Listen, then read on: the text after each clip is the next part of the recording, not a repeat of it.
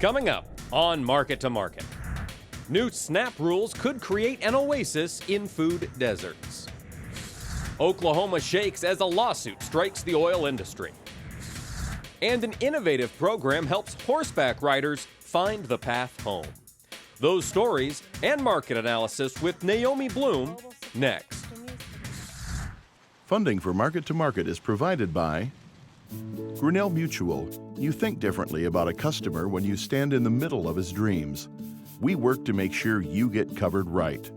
Grinnell Mutual, a policy of working together. Information on finding an agent near you is available at grinnellmutual.com. And by Sukup Manufacturing Company, offering a full line of grain drying and storage equipment and steel buildings.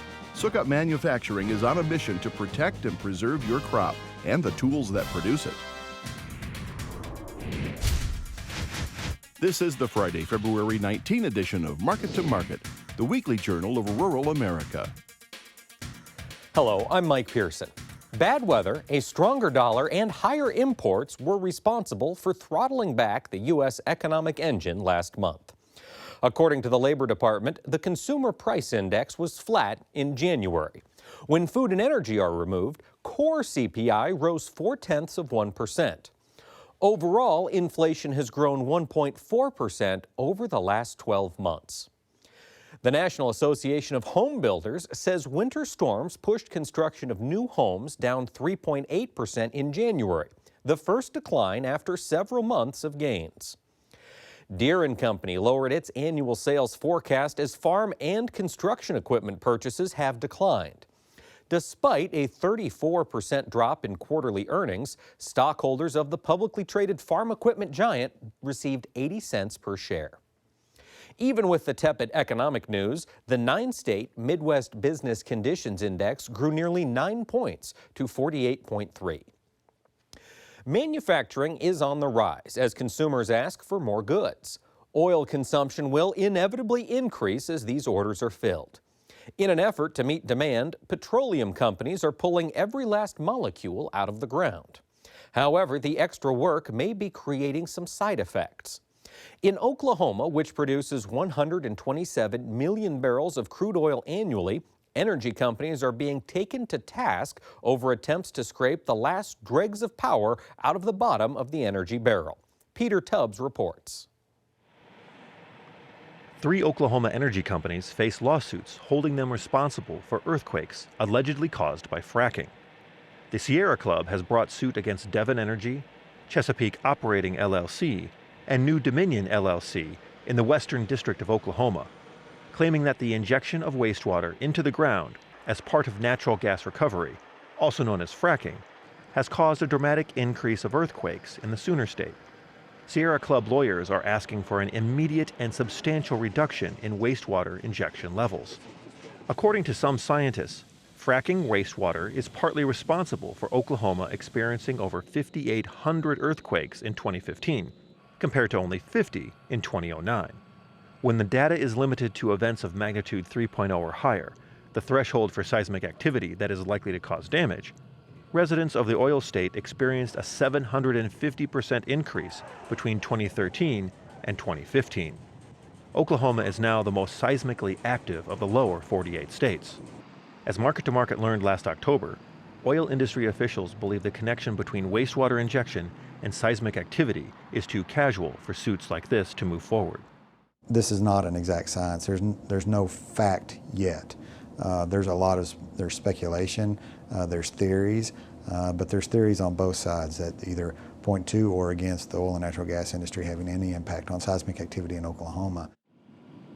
The suit contends the dramatic increase in earthquakes in Oklahoma is directly tied to the oil and gas industry and cites a 2015 Oklahoma Geological Survey report that seismologists have documented the relationship between wastewater disposal and triggered seismic activity. The United States Geological Survey concurs with those findings, and other studies conclude that a connection likely exists between disposal well location, injection volume and rates, and seismic activity. Wastewater from oil and gas production has been returned to the earth since the oil industry was in its infancy. Oklahoma has over 8,000 injection wells alone. The suit claims the volume has dramatically increased to over 500 billion gallons a year as the volume of oil and gas removed from the ground has grown. From Market to Market, I'm Peter Tubbs. Getting enough healthy food to eat is a problem that plagues rural and urban dweller alike. In many cases, the source is a convenience store situated in a wasteland of high-rises or wide-open spaces. In an attempt to create a healthier oasis in these food deserts, USDA is looking at upping the ante for business owners. The Agriculture Department took steps this week to ensure the 46 million Americans who use food stamps have access to a wider variety of healthy foods. Newly proposed rules would require retailers currently participating in USDA's Supplemental Nutrition Assistance Program, or SNAP, to stock 7 varieties of food from each food group, with at least 3 of the food groups to include perishable items. Current guidelines require just 3 varieties of food to be available to recipients from the following food groups: fruit and vegetables, dairy, breads and cereals, and meats, including poultry and fish. SNAP use has skyrocketed during Obama's tenure, costing $74 billion last year, double the program's expenditure in 2008. The proposal stems from a nutrition provision in the 2014 Farm Bill and would require merchants to stock at least 168 food items USDA considers healthy and have enough on hand to avoid shortages. The National Association for Convenience and Fuel Retailing called the new rules drastic, arguing the establishments they represent are often the only choice in several neighborhoods. Officials with the convenience store advocacy group added stores also operate on thin margins and would be adversely affected, potentially pushing them out of participation in SNAP and thus negatively impact vulnerable clientele.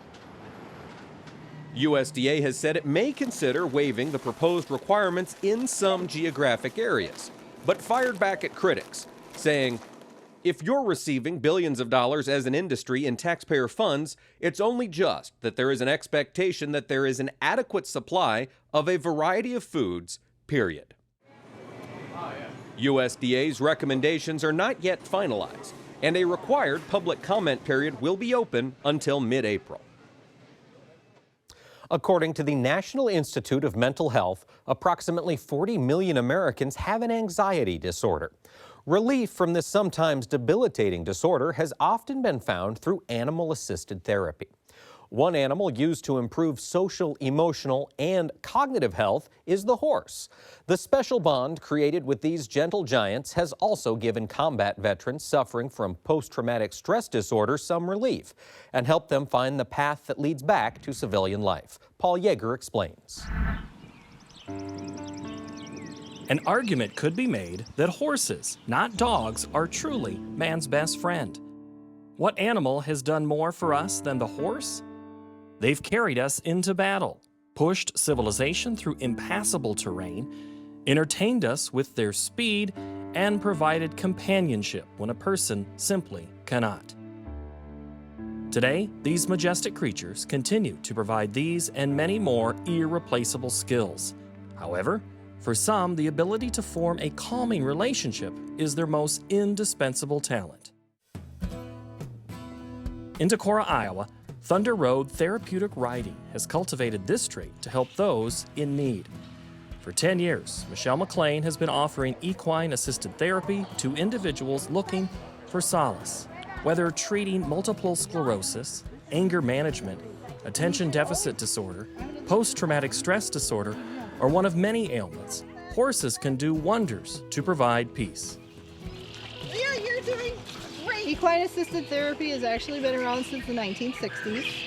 And the neatest thing about it to me is it's still grassroots. The first state funding I've heard of actually happened in Wisconsin. Starting each April, Thunder Road provides therapeutic riding for youth in need through the Iowa Thunder Empowerment Program. Michelle sees every aspect of the experience as helping kids achieve a sense of calm. Which part of it isn't therapeutic? First of all, it's sensory because you're brushing, you're petting. It puts you in the driver's seat that you have to calm them down and you have to remain calm, so you're learning emotional control. Because if you're not paying attention to what's going on underneath you, or you don't want to get stepped on, bit, or whatever, you have to pay attention. And that's what empowers them. So once they have that confidence, then that carries over into everything else they do. And while participating in Thunder Road sessions has done wonders for the riders, the empowerment kids are still kids who simply love interacting with the animals. I want to train horses. Probably just the feeling about being around the horses. It's calming, really. Just being outside and on something that also enjoys being outside. It's nice. The other thing that the horses do for people is they listen, but they don't talk back. And if you're doing something they don't like, you know immediately. While every summer weekend Thunder Road opens its ranch to children with special needs, Michelle has recently pushed to reach a very special group, veterans suffering from PTSD or post-traumatic stress disorder. We still don't have the veteran that comes out once a week, but that's coming. So what we started with is we work with Disabled American Veterans Chapter 8, which is our region. I went to a DAV meeting and we all said, well, what should we do? What should we do? We should have an open house. What it did is it was the beginning. In the second year of Thunder Road Veteran Equine Therapy Services, the farm was invited to the Iowa City Tea Tournament, an event which provides legally blind and eligible disabled veterans opportunities to develop new skills. That event showed Michelle the true power of her animals with a blind veteran. I mean, our first year, we had a gentleman, he got on Lily and he didn't get very far. You know, Lily was shaking. So first thing I said was breathe. Lily started kind of relaxing and dropping her head, and then I asked the gentleman to pet her. And then I kept my hand on his hand and she started dropping her head and she let out a big sigh. And I said, before you get off, I want you to know you were successful. You got on, you rode, you're getting off safely. And he told us that guy was blinded in Vietnam and hadn't left his house in 25 years. So for him to even come to the tournament and pick horseback riding, oh my gosh. From that experience, Michelle has expanded her veterans outreach efforts with an annual Veterans Affairs open house. This year, Thunder Road hosted various veterans groups, including local VA hospitals, equine-assisted therapy providers from Wisconsin, and various speakers detailing personal experiences with PTSD recovery. I'm deathly afraid of horses. On February 17th, 2014, I had a friend say, time to conquer a fear today. I made an appointment for you at Trinity Equestrian Center just to get to know horses. Then in June 2014 is when I actually had the appointment set, went out, sat down, met with Tony and said, I need help. Equine-assisted therapy has been nothing short of a blessing to former Army Sergeant Brandon Drost. After being honorably discharged from the military, Brandon found himself in the throes of PTSD, and it nearly cost him his life. It's been a dark road for me for quite a few years. I'm one of those guys that tasted the barrel of a pistol too many times. I lost a marriage, lost a lot of my friends, lost a lot of my family members, and then somebody showed that they cared about me and wanted me to get better and kind of put their foot in my butt and got me to go. Today, equine-assisted therapy has brought Brandon back from the brink, so much so that he's comfortable enough to share his story at Thunder Road's event, and he gives all the credit to his Wisconsin equine therapy provider and, of course, its animals. For horses almost show the same emotions as humans, and horses, unlike humans, they don't have an alternative motive. They aren't there to get personal gain. What are they going to gain if I'm there or not? I've really just put the connection of they're not there for themselves. We're there together to help each other. And it's worked for me. I don't know. It's for life. It's my light on a dark day. For Market to Market, I'm Paul Yeager. Next, the Market to Market report. Increasing parity with prices in other ports of call and good export numbers helped buoy the grain markets. For the week, March wheat gained 4 cents, while the nearby corn contract rose 7 cents. Large U.S. supplies and the looming South American harvest went up against anticipation of next week's USDA Outlook Forum. When it was all sorted out, the March soybean contract gained a nickel. March meal followed along, rising $2.50 per ton. In the softs, the March cotton contract gained $1.11 per hundredweight. Over in the dairy parlor, March Class 3 milk futures lost 19 cents. In the livestock sector, prices were mixed as the April cattle contract rose $4.82, March feeders bumped up $5.85, and the April lean hog contract lost $1.48. In the currency markets, the U.S. dollar index gained just over 0.6%. Crude oil finished the week higher as the March contract gained 20 cents per barrel. COMEX gold lost $8.60 per ounce. And the Goldman Sachs Commodity Index fell less than a point to settle at 293.70. Here now to lend us her insight on these and other trends is one of our regular market analysts, Naomi Blohm. Naomi, welcome back. Thank you. We had an interesting week this week. We've got a stronger U.S. dollar, and yet we saw stronger grain prices week over week. What's driving that change? With the U.S. dollar this week, it's actually holding more in a holding pattern, and I think what traders are watching for in that is that the Fed minutes came out, and in it there was talk about, well, what if there were negative interest rates? And there was some surprise language in there that the market hadn't seen before. And a lot of the traders too, I think, are still looking back at December. There was a bearish reversal on the charts back then. And so we're running out of solid reasons for that dollar to continue higher. And so I think more people are thinking about, well, what if it just starts to go sideways to a little bit lower? So those things are going to be enough to keep the grain markets supported, but we're not going to see that market rally unless the dollar really drops in order to get our export market in gear, because our exports still are behind. So maybe we've just taken a little bit of the weight on these markets off, and yes, now we need some export buying. Yeah, we need some buying soon. Speaking of buying, we saw the wheat market climb a little bit. We've heard all sorts of reports out of Egypt. Their wheat buying has gotten strange in the last 2 weeks, concerned with various funguses and ergot and so on. What's driving this relative strength in the U.S. wheat market? I think actually more of it is attributed to short covering. The funds have a record short position of close to like 122,000 contracts. They're running out of negative news, and so I think we've priced in as much negativity as we can, so they're stepping out of some of those short positions. They're not necessarily buying new positions and going long, but just the fact that they're starting to step out of those is enough to lift the market a little bit. We still, of course, are up against those global supplies. Australia came out and said that their crop is going to be bigger than last year. France said the same thing this week. And until our dollar drops and we can get a part of that export market again, we're probably going to see the wheat market trade in more of a sideways pattern from here. I don't think that we're going to go a lot lower right now, but we don't have a reason yet to rally. So now we're going to go into that just sideways motion. Now, on the rally, potential reason to rally, we've got very warm temperatures in the bulk of wheat growing territory here in the U.S. this week and upcoming 10 days, it looks like.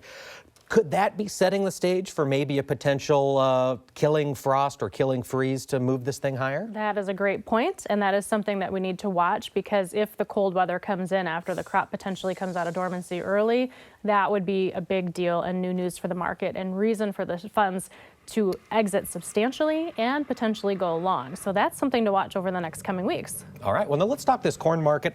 Up 6 cents on the week in the nearby.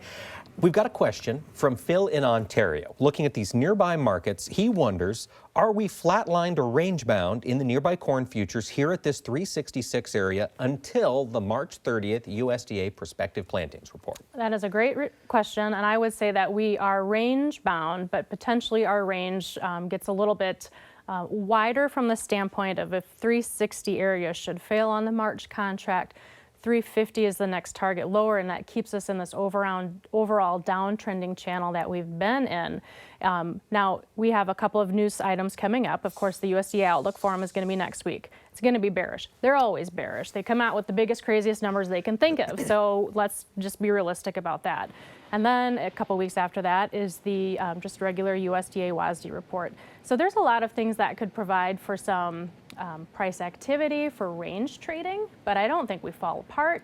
But at the same time, I'm doubtful that we get a reason to really rally substantially higher. So look for more quiet corn markets as well. New crop side, are you in here to make any sales at these price levels, or do you wait a little bit longer to try to get a pop upside? I think that is up to each individual. You got to go and really look at where your break even and your cost of production is trading at. With December corn futures at that 385 to 390 level, maybe you can do a hedge to arrive to get started, and hopefully your basis improves. But we all know that if the weather issue doesn't happen this summer and we have another big crop, we are in trouble. And then you'll be kicking yourself that you didn't price something right now. So I would say get your pencils and your pens out and start doing some math. Be aggressive. Yes. Now, as we take a look down at the soybean market, we've got just stagnation, up a little bit on the week. Any chance for a breakout one way or the other in old crop beans? Well, I hope so. It's been 25-cent range for 8 weeks. If you, I mean, it's like the most boring market right now. And of course, it's the same theme of large supplies and not any issues with production in South America. Things are going just fine there. Our exports are down. They're 11% lower than where we wanted them to be. So that market, my thought is probably a little bit more sideways action in the next couple weeks. But if you look at a seasonal chart for July futures, they actually rally slowly from now all the way to June. And I had kind of forgotten that. The last couple years, though, there was reason for that rally to happen because our crush was going so fast. We had a crush report this week, and our crush pace is down. And our old crop supplies for the past 2 years had been so tight. So that is going to be different this year. We might not see that strong seasonal rally for the July futures that we've seen in years past. But again, with the dollar kind of easing up a little bit, I think we see the market supported. Okay. Now let's take a jump down to the livestock side. We did have a cattle on feed report come out on Friday. Any big surprises for the trade on Monday?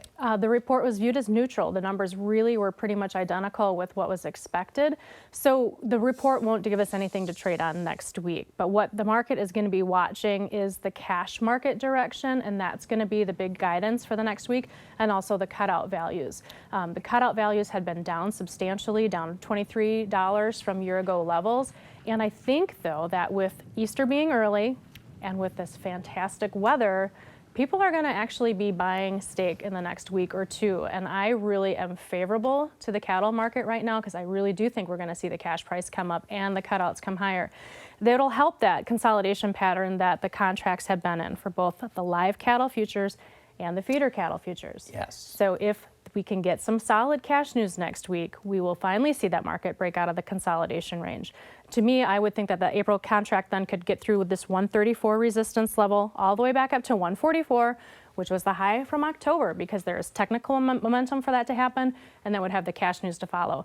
And then I could think that the feeder cattle market would follow in a very similar pattern. And do you see room for a $10 move to the upside on feeders should fats break that far? Not quite that much, more like of a $7 or an $8 move. Okay, push up over 160 again, maybe close to that 165 level. That would be it. Okay. And then be aggressive on your sales. Both fats and feeders, Yes. we push up into the mid 140s, Yes. 160s. Because we still have that supply of protein in general available, but it's just people are going to be ready to start grilling out steaks. Okay, and so that's the time to be aggressive. So now really, one of the only spots of red on our commodity price sheet week over week is the lean hog market, down $1.48. Was this technical pullback after that long run up, or are we finally finding some fundamental reasons to bring this hog market down? It is technical that we ran out of additional steam to take the market higher. And now I think that there's concern potentially that with the warmer weather that's coming, that maybe the production rates become a little bit higher. It'll be easier for the hogs to gain. And then also, we've had 5 months of actual increased exports, and now I think people are wondering, is that going to be able to continue or not? So that's the only export game in town that had been strong with the dollar being as high as it was.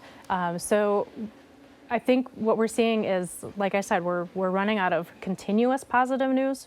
So now we see that market set back. I don't think it's going to crash and fall apart, but just a nice little technical correction. And as long as that uptrend can stay there, I think now we just trade sideways until we see what happens after Easter and after the Easter ham demand is wrapped up.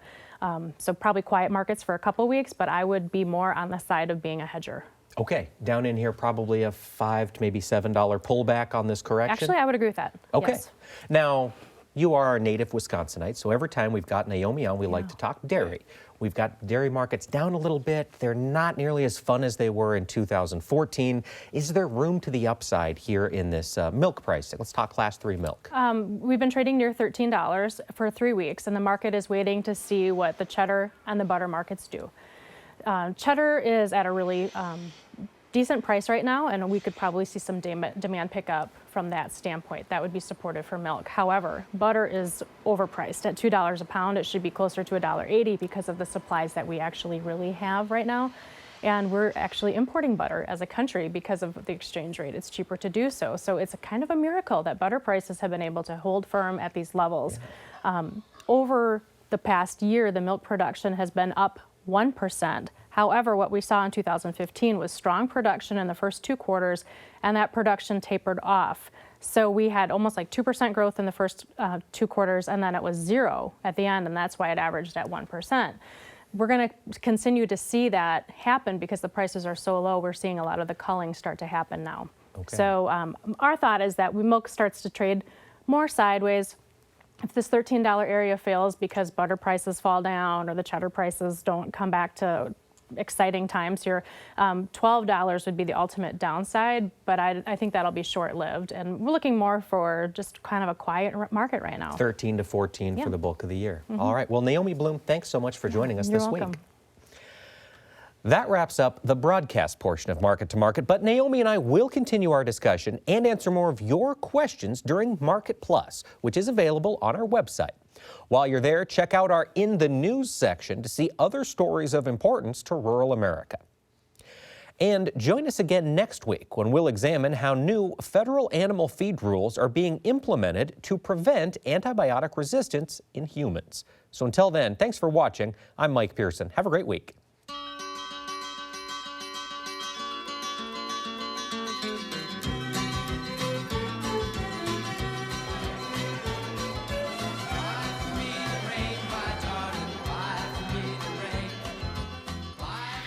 Market to Market is a production of Iowa Public Television, which is solely responsible for its content.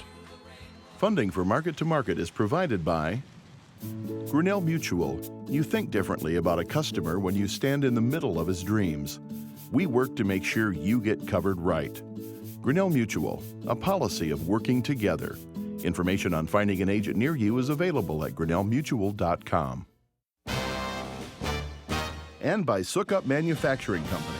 Offering a full line of grain drying and storage equipment and steel buildings, Sukup Manufacturing is on a mission to protect and preserve your crop and the tools that produce it.